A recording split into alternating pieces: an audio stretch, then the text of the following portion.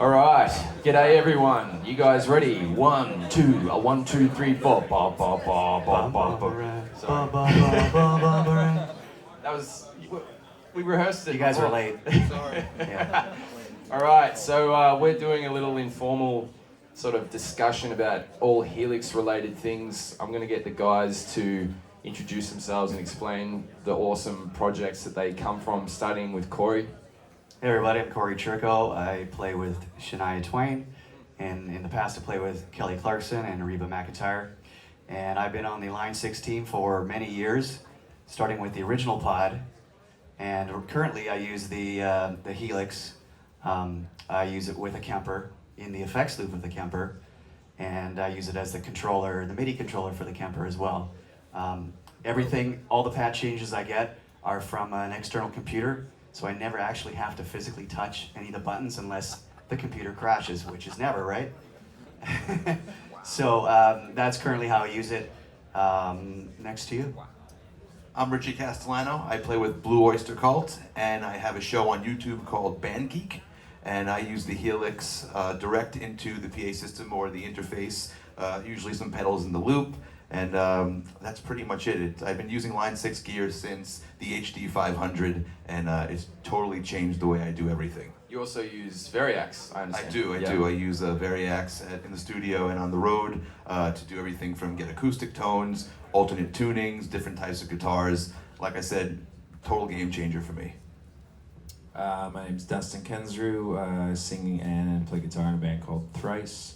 And I've been using Helix for a while now. I've been using Line6 stuff in various forms and levels for a long time. But Helix is, I've always had something I was trying to get that I couldn't get in Helix. Is the first time where I'm just not looking back and super, super pleased with it. I'm just running the amps and all the effects in there. And yeah, using the effects loops to pull in some other stuff too. Sweet. And my name's Stevic McKay. I play in a band called 12 Foot Ninja. I use Helix for everything, but we're going to talk more about these guys because they're more interesting. So what about the, what I want to know is how you guys run it. We sort of touched on it a little bit, but when we were chatting before, everyone's kind of using Helix in a bit of a different way. So Corey, you were saying that you run it through the effects loop of the Kemper. So you're not using, you're using it mainly for effects, is that right? And the MIDI control. Can you talk about that?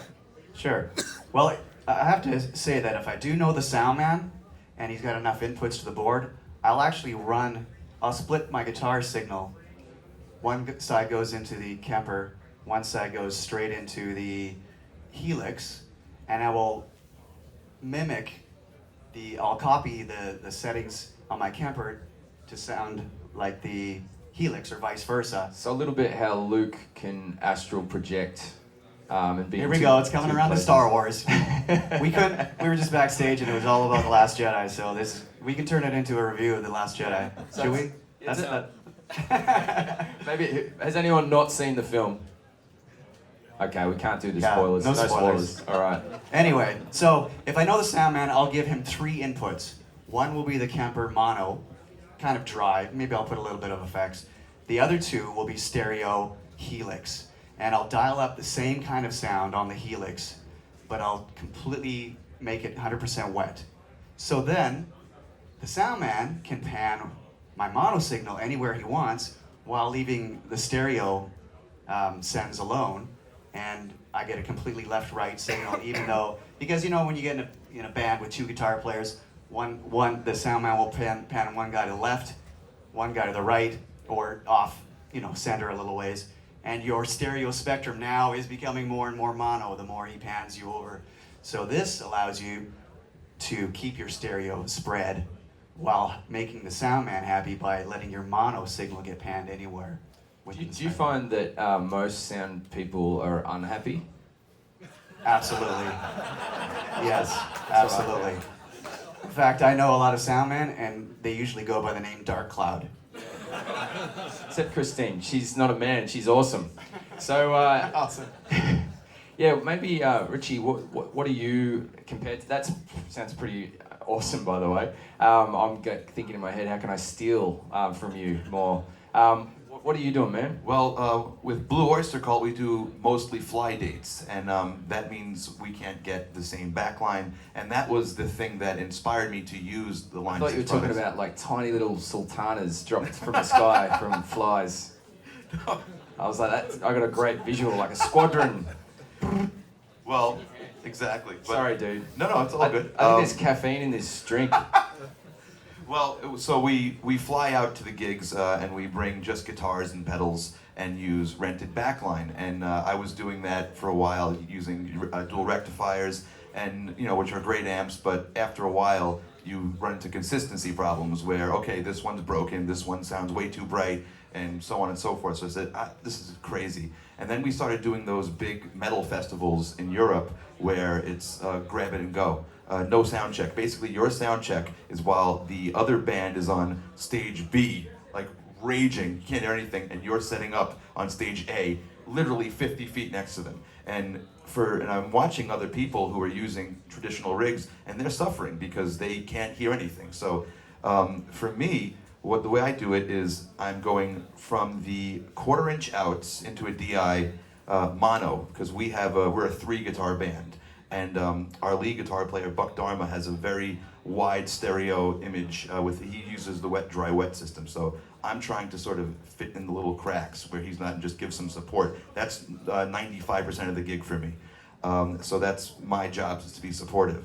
And I give the sound engineer the mono signal, mono out from the 1/4 inch, and I'm trying to keep that consistent. I don't mess with it because I know they have their own files they save for the various mixing consoles. And then we get a rented wedge or rented powered speaker, whether it's like a QSC or whatever the local company has, and I go XLR out into that, and I use the global EQ inside the Helix just for that speaker, because the variation in those powered wedges, they're so different. They sound like night and day. So that global EQ is really handy for me because I can quickly dial in the sound for the stage, and usually it's just as simple as using the low and high cut, because you plug into a certain speaker and it just sounds like so if I can just get rid of that, I'm ready to go. And it's pretty fun to be able to just walk into a sound check and be done in like a minute. It's awesome. So and I also have a Digitech Freakout. This is on the road. I have a Digitech Freakout in loop 1. And because we try to keep our stage volume down, everybody's on in-ear monitors. So one thing I did lose is the ability to just hold out that long note at the end of the song like a jerk. But so the Freakout gives me that back, and I have that on a loop and just kick the pedal on when I want the long screaming note at the end of the tune. So have you got the Freakout set, like where in the chain? Okay, I have a parallel path. So the Freakout just gets added on top. And the Freakout's a little noisy too, even when it's off. So what I do is I have a gate in front of it. So I turn off all the gating when I want the feedback to happen. So it works really well. Awesome.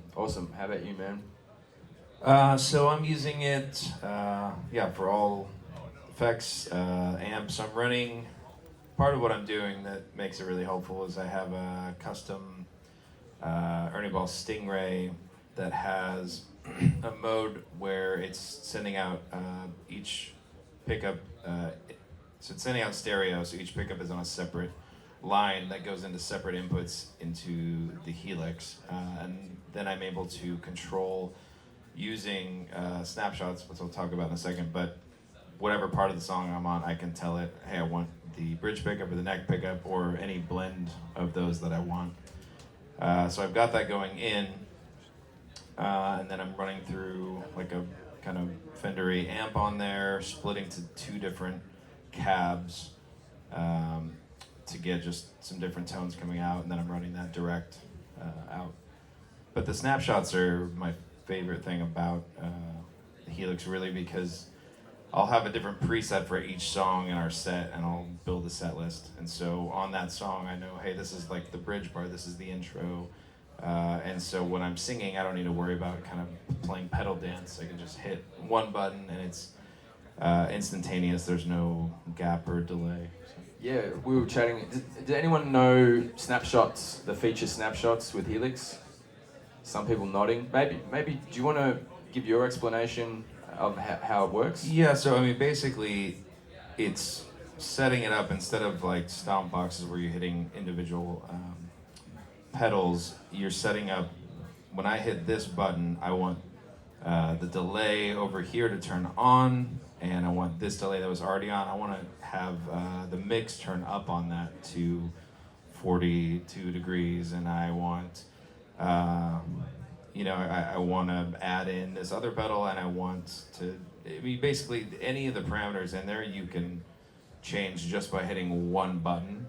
So if you are like me and you're very specific about what you want at any given time, there's almost nothing that I've been able to think of and throw at the Helix that you're not able to do. And with the interface on the Helix, it's very, very easy to do, to where I'm rarely getting up to mess with my computer, because it's easier to do even on the floor with the. If I could interject for a second, one of the things I find best about the snapshots is that in any effects processor, when you go from one preset to the next, there's a small micro glitch where the sound drops out, till the digital processing kicks in.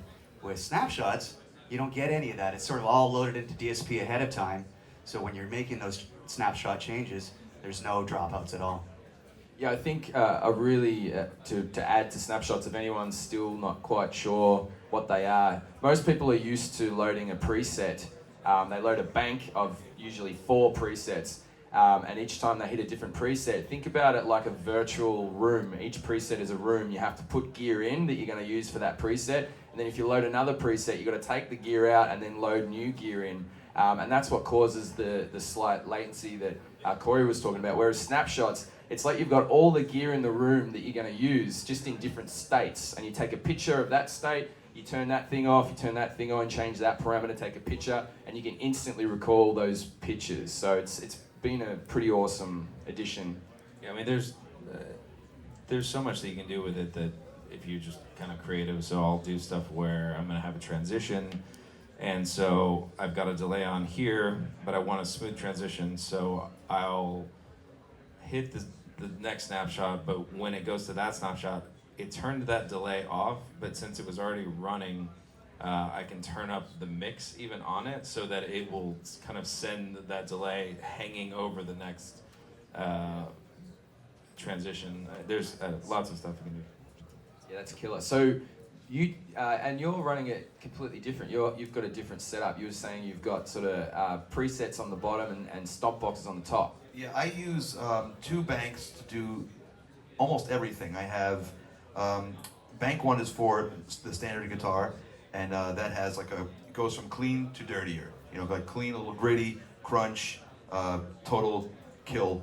And so those are on the bottom, those are the presets. And within each one of those presets, I have 4 effects that I can turn on and off, which is usually like a drive, some sort of modulation, maybe the feedback pedal will be on a loop, and then a boost. And then I'll have the delay mix on the expression pedal. That's one bank. The second bank is dedicated to the variacs.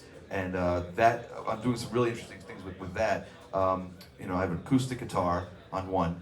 I have my rhythm guitar, which is like a Les Paul from the variacs, into a Marshall. And then when I hit one button, it actually tunes my variacs. It tunes the low E string down to a drop D, gives me like a tube screamer and a little bit of a mid scoop to get more of the heavy rhythm tone. And it's amazing that I can do that without having to switch a guitar. That I'm getting 3 different guitars just by tapping. It's amazing to me that I can even do that.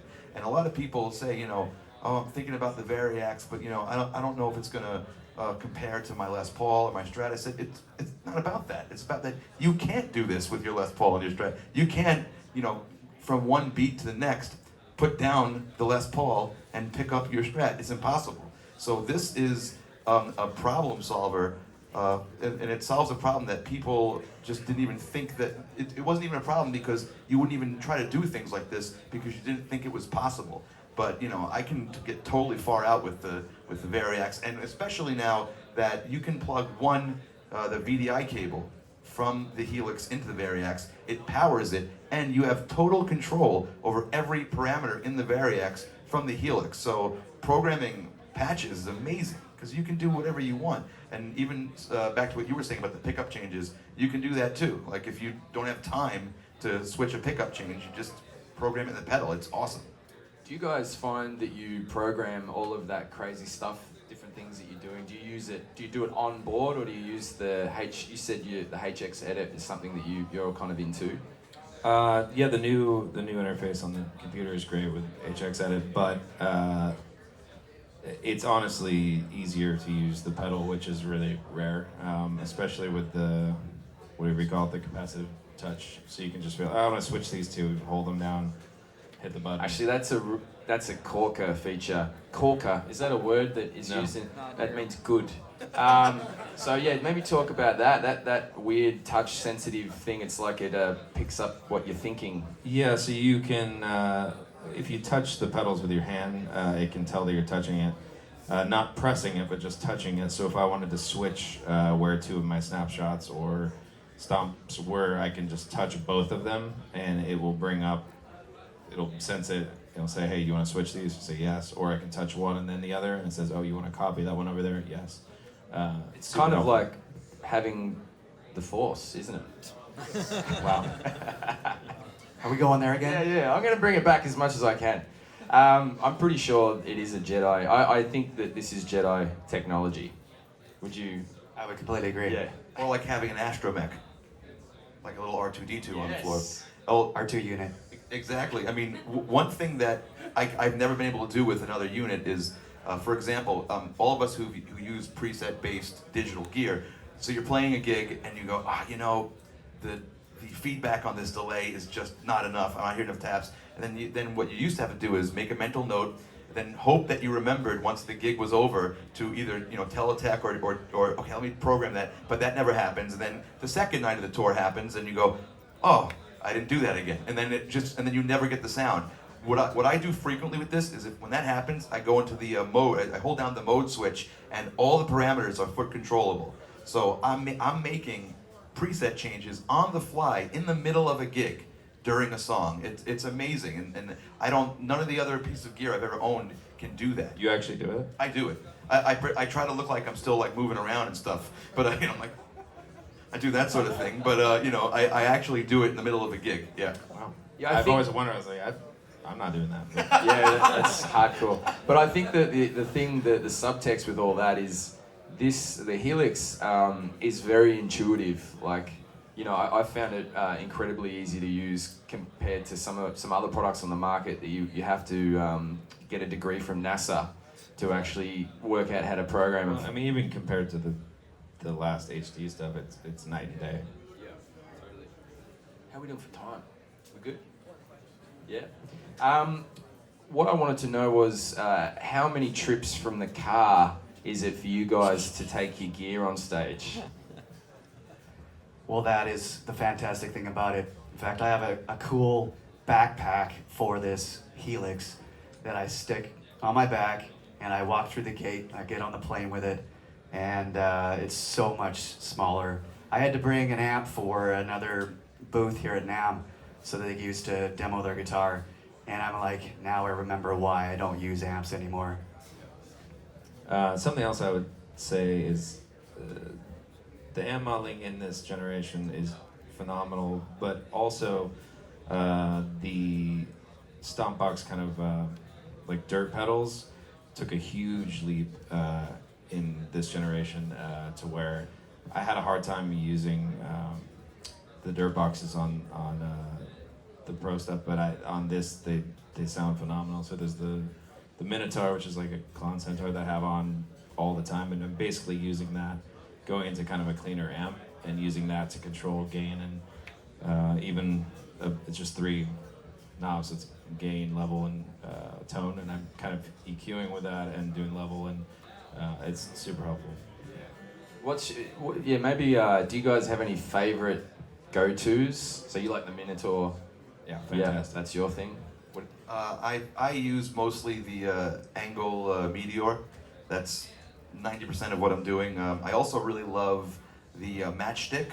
That's a big one for me. And the Litigator. I know everybody loves the Litigator. That's an awesome one. And the transistor delay and the vintage digital. I use those a lot too. I love the wow and flutter features on, I think it's the tube delay and the tape delay, and I also use the tile reverb a lot to give an ambience to the sound. You know, part of Malcolm's guitar sound and Angus's guitar sound, when you listen to Back in Black or whatever, it's not as much the guitar sound as it is the whole energy of the room and the miking that goes on in that. It makes it just seem so much bigger, and I find that tile it really helps. Yeah, I'm a big fan of the Obsidian 7000. I turn the distortion off and just use it as like a grunt, kind of like a growl kind of sound before the amp model. Is pretty kick-ass. Anyway, I think we're time for questions. Does anyone have any questions? Yes. Yeah, could you guys go down the line and talk about your tinkering with either the cabs on board or the IRs, and how you find those are blending and what's just sticking and flavorful for you guys? Yeah, I haven't messed around with the IRs a ton, but I really like that I'm able to split out too. So I'm running through like a kind of Fendery clean sound, boosting it from the front, but then splitting into, I think, like a closed back kind of Mesa Boogie cab, and then just like a normal open back Fender style. So it gives sound guy a lot to work with there when he needs to boost certain things. Also, our sound guy is super grumpy, as you could imagine, but he, when I brought the Helix on, he should hate it, and he's had only begrudgingly nice things to say about it. So Yeah, that's the usual. I work pretty closely with our sound guy when building the presets, and I don't want to drive him crazy because he has his hands full with 3 guitars, keyboards, and everybody sings. So the approach I took is I use basically one IR for that whole gig, and I run all the amps through that one IR. It's an Ownhammer 412 closed back Mesa. I think that's the one I use. Yeah, it's beautiful. Yeah. It sounds awesome. And just because even though I'm getting different tones, it doesn't totally throw off his EQ curves every time I change presets. So that's what I'm trying to do, is just give him what he needs, and we talk a lot about it. And another really powerful feature, and something I use inside the Helix lab that I forgot to mention, is the parametric EQ. I mean, to me, that's like so powerful, and it's probably the most powerful effect in there, because you can really get into the details of sculpting what you want the sound to do and how you want it to resonate, and that's how we do it. Just on that real quick, so when you're sculpting your sounds, are you, and this is a loaded question because this is something I find I say a lot to Helix people, are you conscious of the output source when you're creating your sound? So you're not running through, some like $10 computer speakers when you do it? I am conscious, and that's why I have feedback from the engineer, like during a sound check. Especially when I first got the Helix, I would say, okay, what do you need more of? What do you need less of? And he'd be saying, okay, you're sort of taking my head off in the 4K range. Can you? And I mean, he can do that, but the thing is, if I do it, then he has so much more room, and so that's how I'm doing it. Yeah. Well, look, we had a panel with Billy Sheehan, and he was saying the same thing. When he's building his tones, he's conscious of doing it in the environment that he's going to be using the tones. Yeah. And that's gonna, Well, that's why it's really awesome that you have the flexibility to assign the global EQ to whatever output you want, because I can, once I've set those EQs for the front of house guy, I have my own global that I can play with for the stage monitor, so that's why I do it that way. I think the sooner that you get into IRs, the better with Helix. I spent a whole day A-Bing a few IRs, the Ownhammer ones and the Celestian ones, and I was with a friend, and we both agreed that the Celestian were making things dramatically better. So you can check that out. I also, just really quickly on the IR thing, these guys are some pretty impressive studio people and awesome producers and engineers. When I got the IRs, I couldn't tell whether, like when you go to a restaurant and the sommelier comes out and says, this tomato was sucked on by a leopard, aged in a barrel from the Mount, freaking whatever, and you go, wow, this tomato tastes amazing. I couldn't tell whether I was experiencing that with the IRs, and I just settled on one that happened to be probably the exact same one there. So maybe my ears were right, but I think ultimately, and Corey's like a gun at doing the profiling stuff, but for me, I think you trust your ears, whatever works. Like I know some people that like a sound like it's been chewed on by a dog, you know,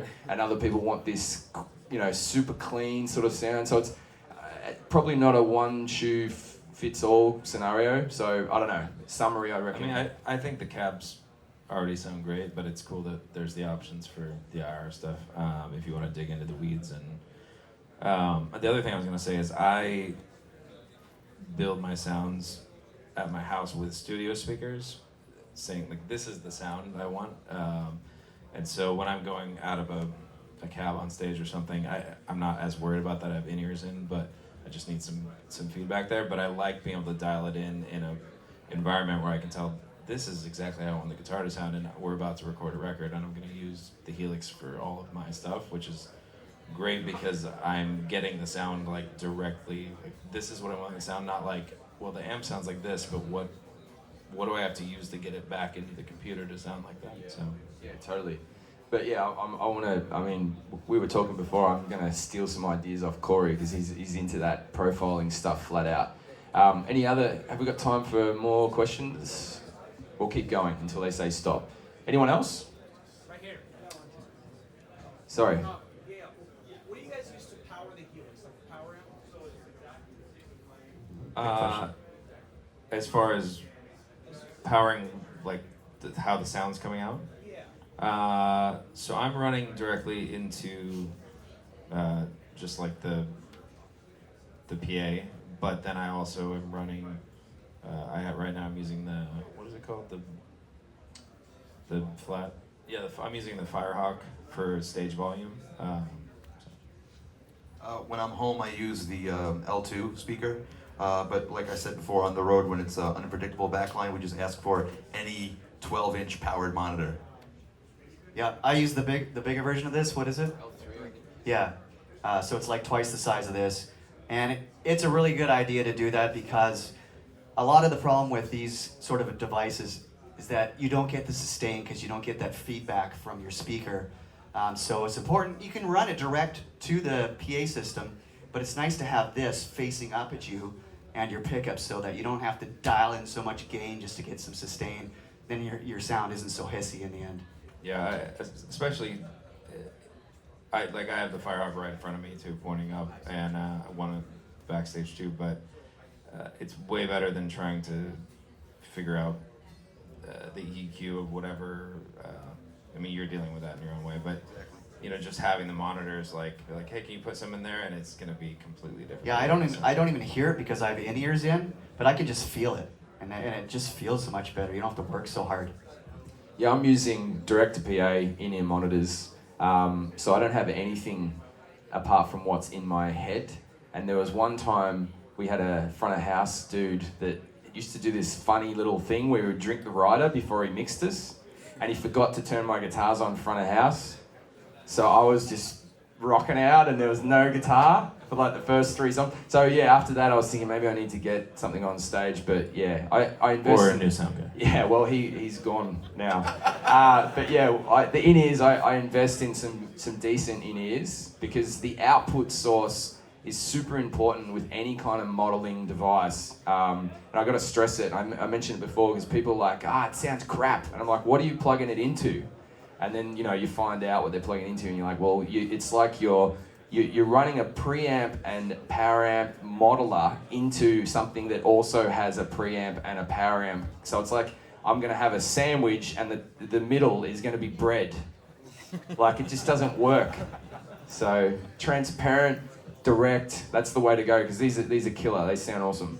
I try to have no stage monitor because I always saw like the big tours, you never see speakers anywhere. So I'm like, oh, that's pretty cool. Let me try that. And I play in a rock and roll band. So the first time I did that, the other guys were like, you need some stage volume. I was like, no, it's so cool. I'm going direct. I was like, no, it's throwing everybody off. You need some stage volume. So that's when I said, okay, I'll get the whatever powered speaker the backline company has. It's good to have options too, because some shows the front of house is in front of the crowd. So those people pressed up against the stage barrier, just hearing the drums, like when everyone's direct. So that can be a thing to be conscious of. I mean, if it's a really good room, they think about that stuff, but having some on-stage sound is usually pretty good. We good for more questions? Anyone else got a question? I got a question. You guys are all singers, so do you use microphone inputs at all? And if not, do you find an advantage using this while you're singing? So he's asking if we use the microphone inputs as well for singing. I haven't. I do some solo kind of acoustic stuff, and I've thought about taking it with me and running the guitar and the vocals through there just so I have some control over, maybe it's reverb or different things going on. But I have not done that yet. I am thinking about incorporating using some synth stuff on the iPad directly through the USB, which I've experimented with, which gives you another input, which is kind of cool. Yeah. I did mess around with it. I have a video on YouTube where I actually run guitar, backing tracks, and vocal through this, and have it set up so you can use this as like an in-ear monitoring mixer. And so you can check that out. But with normal gigs, usually not, because that would probably piss off the sound engineer if you're going through a piece of gear before he got you. So, but I have played with it. It sounds great. I have not done that at all, but I think you raise a good point, and that is, there are so many possibilities with this unit. It really, you can just make it your bitch, really, whatever you want it to do. There's so many routing capabilities and DSP capabilities, and so many internal jacks and external jacks, and yeah, that's yeah, great. I would say for someone who doesn't have a dedicated sound person, that could be a really, really valuable thing if you were singing and playing, and you would have, so if you set that up with snapshots, you could have each snapshot related to like, hey, I want my vocal to have this effect at this time, and the sound guy's gonna have no control over that, so he's just setting a level, but you'd be able to control it yourself. Yeah. One thing, you were saying that you use the Variax with an acoustic sound. Are you, and this is another loaded question, are you running your acoustic sound into like a rectified kind of amp model, or? No, it's just a straight up acoustic. I just usually run it through the mic preamp. Oh, that's weird. Yeah. Who would have thought to do that? Yeah, it's amazing how many people will say the acoustic sounds thin, and then you look at their signal chain, they're plugged into like a stack. So the mic pre is the mic pre block, like the model. Right. Yeah. Yeah, then into EQ, compression, some reverb. I mean, I have I get good results from the Variax, but the thing that I find is really helpful is if you pull up an acoustic sound, don't play it like you're playing a Telecaster. Play it like you're playing an acoustic. Like, change your brain a little bit to adjust for that, because if you don't, it's going to sound like you're still playing electric guitar. So that's an awesome point. Yeah, you have to accommodate the instrument that you're replicating. Don't use all kinds of vibrato that gives it away. Exactly. Buck from my band, the first time I brought the acoustic model on stage, at the end of the song, I used the tremolo arm, and he was like, "You just ruined it."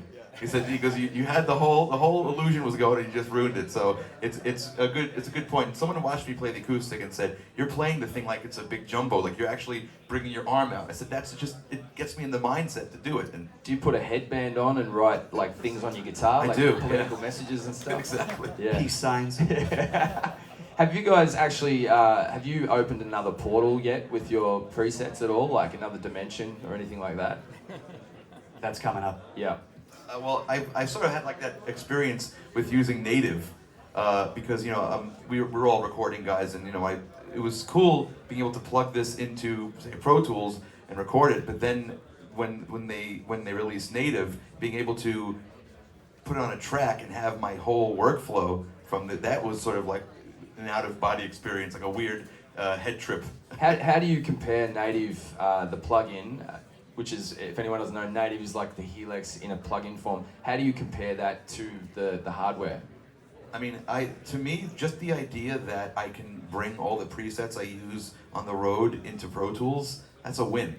I mean, it sounds close to me. It sounds identical to me, actually. And the fact that I used to say, okay, well, I have this piece of hardware, but let me rely on whatever I can find in terms of plugins, in case I want to like reamp something or. So how much do you guys do the reamping thing, and how valuable is it to do that in your mixes?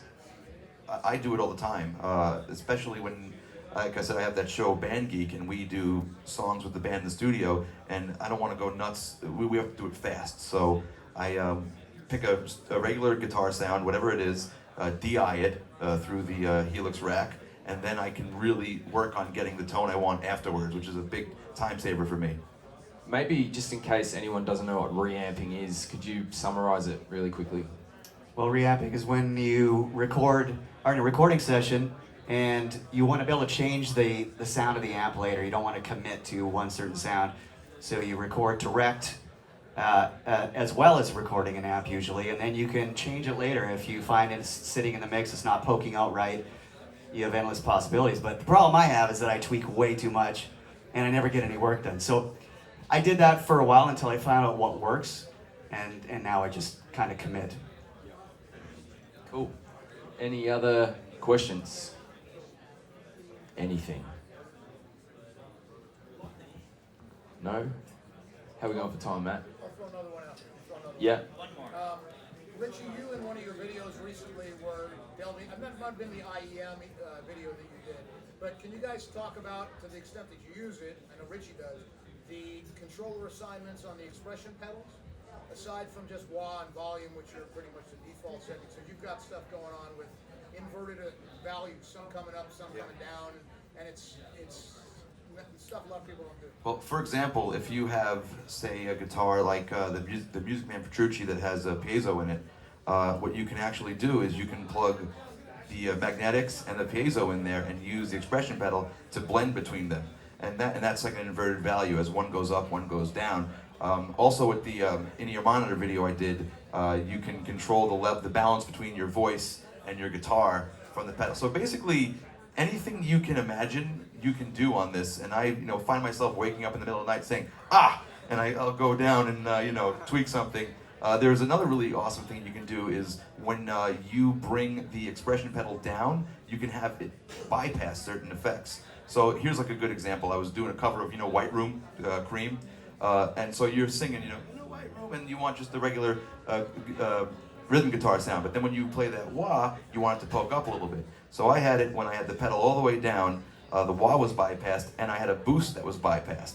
And when I brought the pedal up, that turned the boost and the wah on, and that was like self-mixing, Yeah, I do some similar stuff, and you can set that threshold anywhere you want. So I'll do some where I've got something turning on at like 95, almost all the way up, and so there's actually a fair amount of songs where I use the expression pedal more than I really even step on any pedals, and I'll have like, hey, when I'm here, this is happening, but when I go up here, it's boosting this, it's turning this thing on, it's turning this thing down. So depending on the kind of transition that you want, it can be a lot smoother because you're actually ramping the things in and out. Yeah, it is quite a smooth. You can get that, like, there's no stepwise stuff. It's like very smooth. I've used it. I turned the delay time. I changed the delay time and I pitched down, so the pitch goes backwards and the delay time goes forwards, and I actually go into the future temporarily and come back. Yeah, but I do that because we play a little dubby sort of stuff, which is, I might be getting this totally wrong, but it's kind of like reggae with heaps of effects over the top. So I mix that stuff in myself and then put trails on, so I'll turn it off and I'll have that still going while I'm skanking underneath. So I love, I use it like the evil, crazy weapon sort of parameter control. You're using it in a very smart, awesome way. So I think we might be out of time. Thank you for hanging out, watching. Thanks to these guys, and bloody good on ya. See you later.